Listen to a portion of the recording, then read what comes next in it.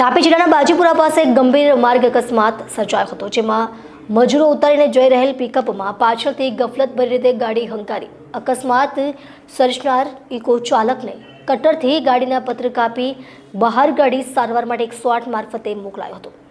ઝડપની મજા, મોતની સજા, આના અનેક ઉદાહરણો હોવા છતાં માનવી એમાંથી કંઈ શીખતો નથી।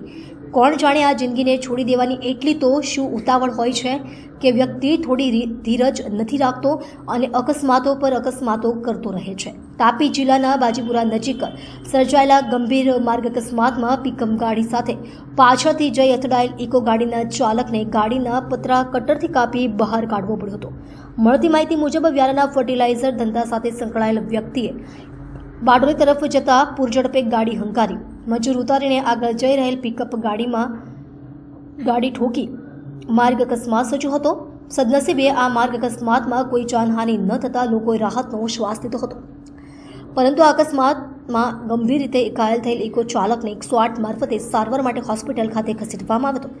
પરંતુ વિડીયોમાં તમે જોઈ શકો છો કે અકસ્માત એટલો બધો ગંભીર હતો કે જેને ઘટનાની જાણ ન હોય તેને તો એવું જ લાગે કે ઇકો ગાડીમાં બેસેલ વ્યક્તિના રામ રમી ગયા હશે અને મૃત્યુ પામ્યો હશે।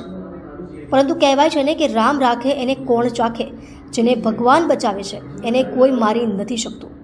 સદનસીબે આ વ્યક્તિનું પ્રાણ પંખેરું ઉડતું બચી ગયું અને એક ઘર ઉજળતું બચી ગયું। મિત્રો, તમે પણ જ્યારે રોડ પર નીકળો ત્યારે પોતાના પરિવારનું ધ્યાન રાખજો।